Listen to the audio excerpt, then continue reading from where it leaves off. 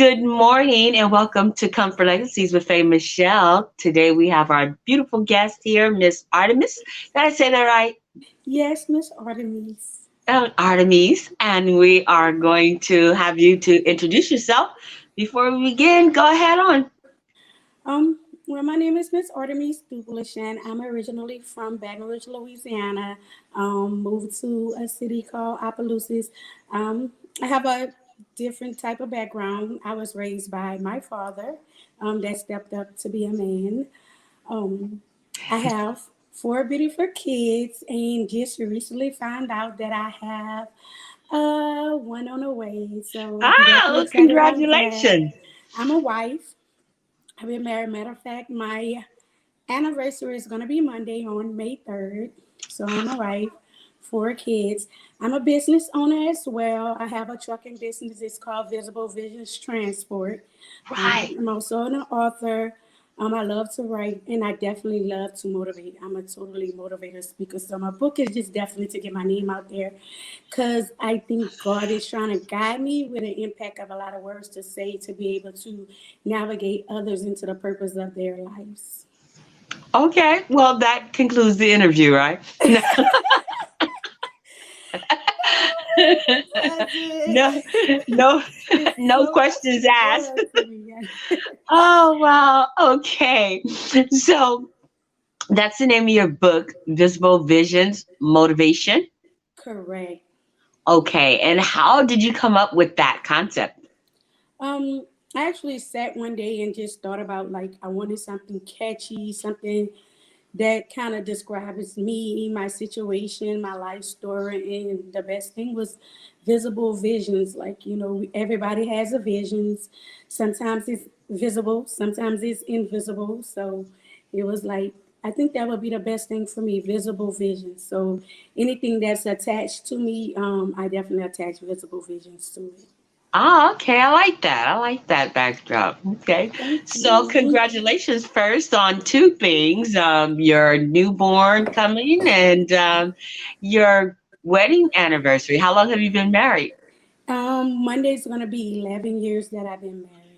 Wow, congratulations. Yes, yes. Okay, awesome, awesome. Interesting. And you said you're, is that somebody in the background? Hubby? No, I was saying interesting. Like, marriage is life, interesting. Everything is interesting. Ah, that's true, Yes. that's true. It is. I've been married, I think 35 years, I'm not sure. Wow, that's fun. Again. No, it's been so good, so I don't keep up with the dates, I guess. And you have four children now. What are the Yes. ages? My oldest is 16, and then after him, I have a 12-year-old, and then I have a 11-year-old, and then I have a 3-year-old, and two adorable stepkids. Oh, you have a blended, Yes, beautiful. Ah, interesting. okay. And do they all live with you? Oh no, they don't all live with us, but they do come and visit and spend time. But they don't live with us. Well, I would say nurture and take care. They do grow up and call you blessed. So Yes. that's awesome. Okay, so tell us a little bit about your journey with your book. What's in your book? I basically, in my book is different chapters. It's not a book that where you're gonna read it and it's gonna flow into the next chapter like some books does. A It's story. not only a book; it's also poems that are in the back of the book. So it's the book in the front, and it's basically each chapter describes what's going to be talked about within that chapter to know exactly what type of struggle one may faces. I have one called "Pushed Out on Fate." A chapter called "Pushed Out on Fate" kind of basically explains itself. I have another one. Let's see. Basically, it's so many. Um, that would like catch a person eye, like we all just winging it, barrier breaking, just simple things describing like different obstacles in your life. One of my best chapters that I like that kind of best describes me is by myself. Because, a lot of times people always, oh, I'm by myself, or I have to do it by myself. I don't have any help. And they get discouraged. And then sometimes you realize that it's okay that you have to do it by yourself. That's not a problem. Figure it Okay. out, get it together, and push no matter what. I know when I put in there, and I know it could be a great blessing by having others to help you. But hey, if you got to do it by yourself, then hey, do it. So it's different chapters kind of describing the obstacles in my life to give people that motivation, no matter if you're rich, no matter if you're poor, if you're at the top of the game or if you're at the bottom of the food chain. It doesn't matter. It's just where you at, and just, don't quit. Don't think about, suicide. It kind of taps into a little Mm. bit of racism, basically not putting blame on anyone. It's like, I see, look out in the world, and I basically see, like, hey, I see everyone saying, oh, well, they got so much racism, but then I look again, and you the same person can't even apologize to your mother, your father, your son, Mm. daughter, friend, whomever it may be, but you're asking for someone to do something else, but you don't haven't even practiced forgiveness within your own family values. So it's kind of like look within you first, fix what's going on, and then eventually everything will fall in line. So just try not to put so much blame on others. So it's the introspective, the man in the mirror, Yes, definitely. basically. I know And I see a so, lot of it going on, but hey, let's focus on you first. Have you apologized to everybody that you need to apologize? Have you forgiven everybody, no matter how big it is, how small it is? Have you done it? right, absolutely. Okay. So, what made you come up with this concept? Well, I've been writing since probably I can start writing. I've been writing, and I always been a type of person. If I can't figure something out, I would go to the library. I would go open up an Mhm. encyclopedia. I open up a dictionary. Like I wanted to know what my name meant. No Okay. didn't know. No one can tell me. Back then, they didn't have internet where you can just really go Google. So I was about 3 years old, probably like 3 or 5. Whenever I can start walking, I found myself in a library. Like I would go to the library. Like I'm intrigued about learning. I'm intrigued about life. It's something about life.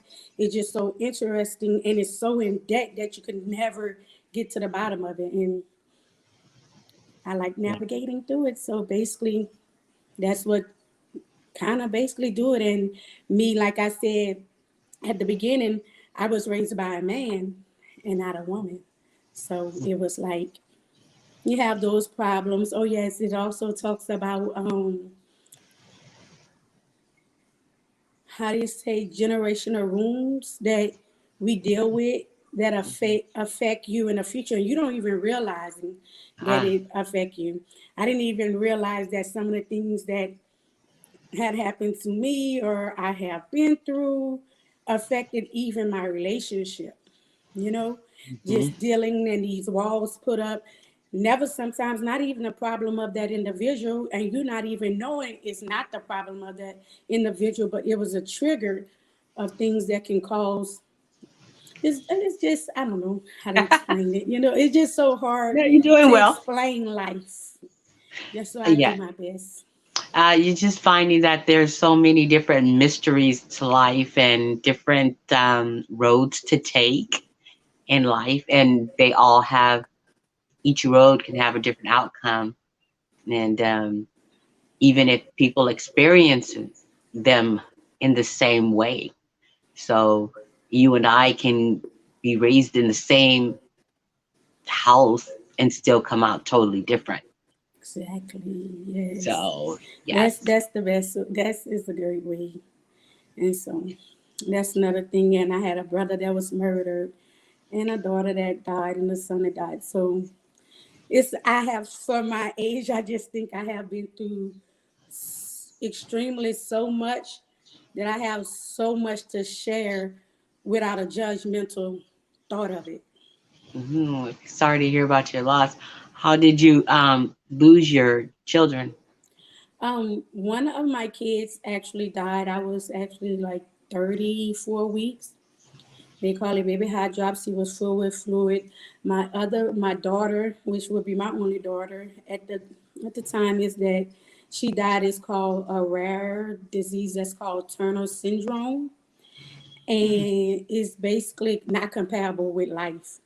I know a friend who actually is living with it, but it's really not comparable with life. That means she had too many, either not enough, I think, Y chromosomes or too many Y chromosomes, and it just she wouldn't be able to bear children. But it didn't bother me. But she didn't make it. Some kids do, and then some kids don't make it. So that was interesting. And my brother, he was actually murdered trying to protect his son. He was only 23. Oh, so sorry to hear that. Was your daughter, how old was your daughter when she died? I was exactly 20 weeks pregnant when I had to, when Okay. well, I actually let the pregnancy terminate itself. Oh, okay, okay, all right, all right. So yeah, you've experienced trauma and loss. Yes. And did you write about those traumas I didn't really write about the traumas because or it's the a resilience? motivational book, and I Okay, don't want to discourage anyone. So it's okay. more of a motivational. Of I kind to navigate through it and throw hints to like this can happen. So keep pushing, Mhm. like no Yeah. matter what, keep pushing. Because I didn't find myself, down, but I always been to. I'm myself motivator. You're an optimist. I don't even have a role model. I am my role model. Okay. I have not ever had a role model. I Mm. always looked up to me and in the mirror and realized I have to do better. I have to fix me better. I always knew what held me back, and that was my attitude. I had the most vicious attitude, but I'm so happy it's going now. But So, so that's a great thing. So, that's a when did chapter in the you book. reach that? When did you reach that turnaround? I always knew because I was a straight A student in school, so I was in honors classes and stuff. But I was so confident, very high confident, and that confidence came with an attitude, and it only came with an attitude because of, like I stated, I was raised by a man and not my father. I'm my mother's only daughter, so Oh, okay. it was basically as if like, hey, it was more of the attitude of my situation, but it was dealing with, I would give it to others. It can be the smallest little thing that they would do. And if they were triggered or something like that, then I would just, Blow up. oh yeah, it was very nasty. I would never just give it to anyone, but it wasn't so easily to where I can hide it. And I Hmm. never understood until like last year. I never really understood it. Even though before last year, I had done already worked on it and I knew I wanted it to be better and I knew I needed to make me better. But I never really truly understood it until I was pushed out on fate. What I'm hearing you say, being with your father helped you to develop a different type of attitude, maybe a stronger attitude, or was it that you were No, bitter because because my you my were father is the most kind-hearted, most Mhm. praying man that I see. He's the non-confrontational Okay, person I have ever met. So it was not him. It was from my mother. It's not because I was having looking for something and not understanding her situation and what she was facing and what she was going through and being so selfish to understand thinking that she's being selfish to not gotcha. be there for your only daughter and to watch a man watch my daddy pick pecans if he had to. Basically, he did what he had to do, and I speak about that in the book. So it's very hard for me not to see fathers be a father. I watched my daddy have to sell cans to make sure, and he's not at one time ever received child support, never asked any of that. He did what a man had to do for his kids. So I'm Okay. definitely grateful for my father. Okay, so you're saying that it had to do more with the absence of your mom that gave you the attitude that made it more challenging for you. Yes, Um, because I wasn't yeah, understanding. And I I speak about understand. it, Yes, that in my book, how you can develop things and not telling it to people, and that, yes, but coming up with your own concept in your head yes, made it worse. So, me, yes. how would someone know if I'm not even saying anything? So, I speak about that in my book too, that they didn't know because I didn't say anything, and I sat there and made my own Yeah. concept. So I let it be known that no one ever broke my heart, upset me. The first person that did it was my mother. It's true. It comes from home. Okay. And you decided to change that mindset. And you're saying that that happened about a year ago? It didn't happen a year ago. Me Suddenly. understanding, I had Okay. already knew that I wanted to change. Like I was a type of individual. Basically, let's say someone would tell me something, but knowing that how intelligent that I am, I just felt like, oh, you can't take nothing away from me. I'm intelligent. I would get that type of attitude. You know what I'm saying? Until one day a teacher did it to me, Ah, and that was like, but they did it out of spite to show me. I talk about it in my book as well, what that teacher did, and it really discouraged me to just ah, watch because I was like, you can't, what you gonna do? I said, you can't do anything because I'm smart. My grades is gonna show it all. So what can you do? And he ah. showed me it was something that he can do. And he patiently waited into the perfect time to show me that it was something that he was able to do. And it had me looking at things sideways because I was always the type of person. I love school. Love learning, and that kind of made me like, wow. Take it So yeah, back. Ah, reset. yes, but it wasn't a reset. It was a negative reset, though.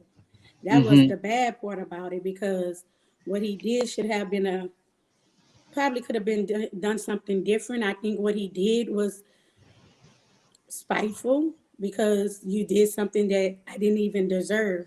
But just because of my attitude at the beginning, you made it affect basically because I know they're gonna probably know what she means, what she's talking about. But I was a straight A and B student in this class. And that's when they started at the last 6 weeks. If you make an F, you fail the class.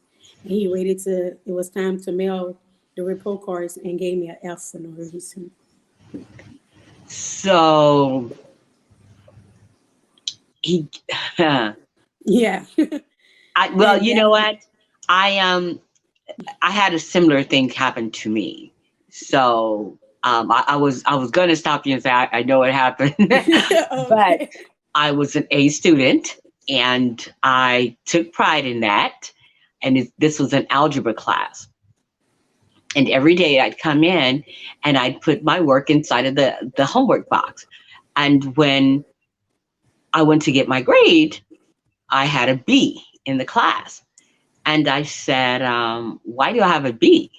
And then he told me that when I put the homework in the box, that was the late box. Although he says that when you come in, put your homework in the box, right? But then for me, it turned out to be the late box. So at some point, he just wouldn't let me come into the class. So I come to class and he would not allow me in class. And I'm looking at this like, are you kidding me? I mean, Wow. I'm not a student that I'm sitting like I'm standing outside the door so much, go to the counselor's office. And it was at the end of the semester and he actually failed me. And I never told my parents about it. And then when I finally did tell them, they probably said, okay, it's probably with some attitude problem or something. My parents always gave the teachers of the school or whatever the benefit of the doubt. So I took matters upon myself and I went to talk to the counselors. And this is when I learned about cum files. I went to talk to the counselor and I told them that he had given me an F. I had never gotten an F before in my life. And the counselor pulled up every grade picture Wish I would have known. from all the way from kindergarten all the way through. I think I was in the 11th grade at this time, or somewhere. They looked and said, "Wow, no, you haven't." So they understood that I would not have failed a class, but they didn't want to go the extra mile and give me my rightful grade because they weren't there and I didn't have support. I didn't have my parents there. I was just fighting for myself, to get to the next level. And that's why I really don't believe so much in grades, and teachers have that kind of power. But mine was directly related to the attitude that I was a reserved, quiet student, and I wasn't the one, so if he made a comment, I didn't get his little quirky jokes or that kind of thing, so we just weren't vibing like that. I know how that makes you feel.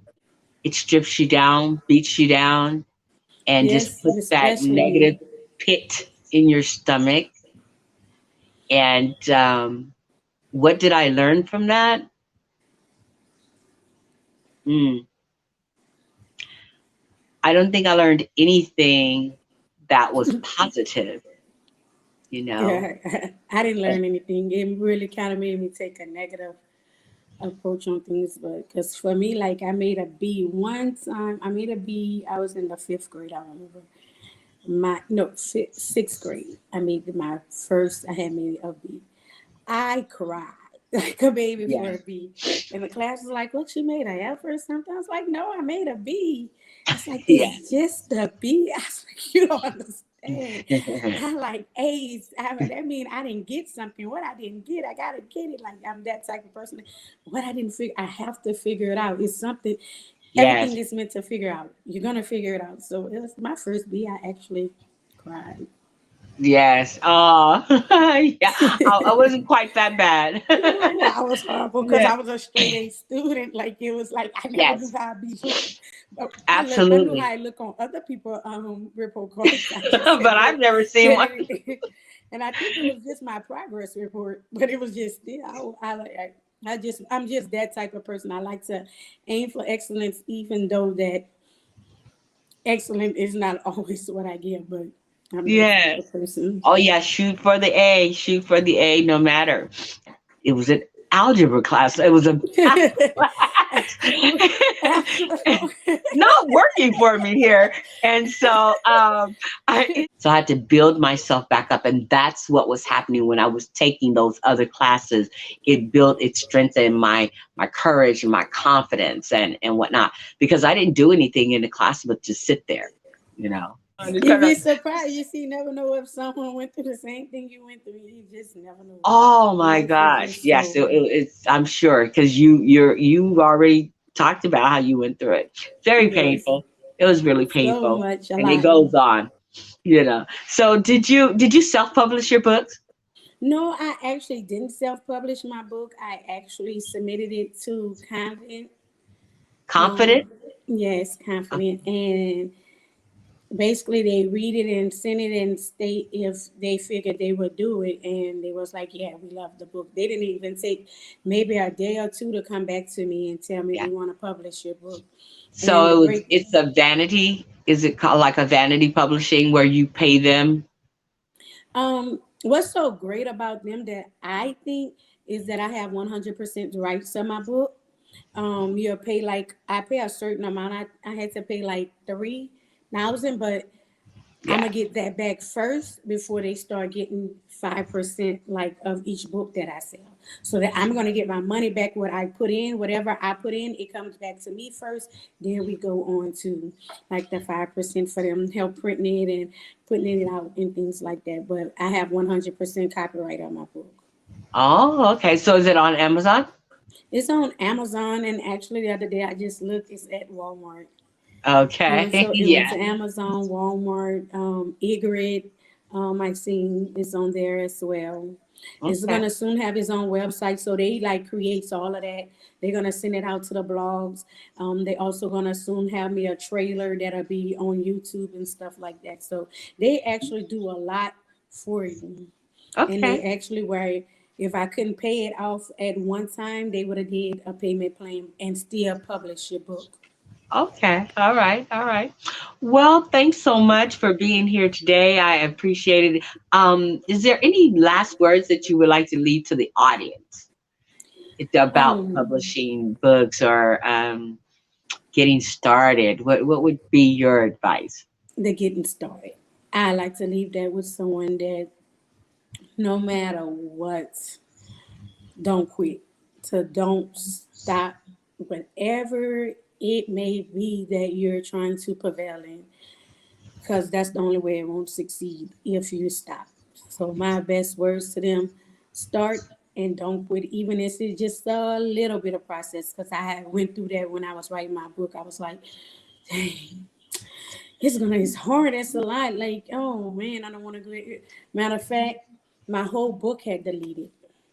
I Oh had no. wrote it, and it's a chapter called "What If," and I had got to the chapter that I was writing called "What If," and I had just wrote the put the title, and some type of way the whole book deleted. I was like, you know what? I'm not even writing this book. All these chapters just deleted.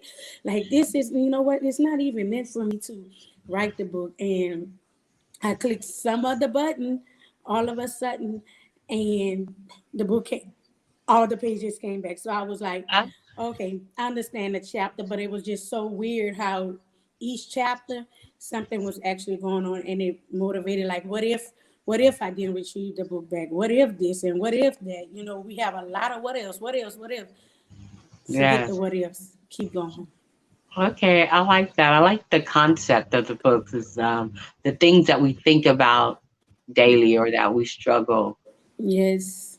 with That's the basically what it is, because topics, we all get to that point. Like I daily put in the struggles. book, it doesn't matter how rich you are or how poor you are, we all get to a point where we all don't have that motivation, or you may be to the top of your game and then just something so small just have you discouraged. We all going through problems. People may not be talking about it.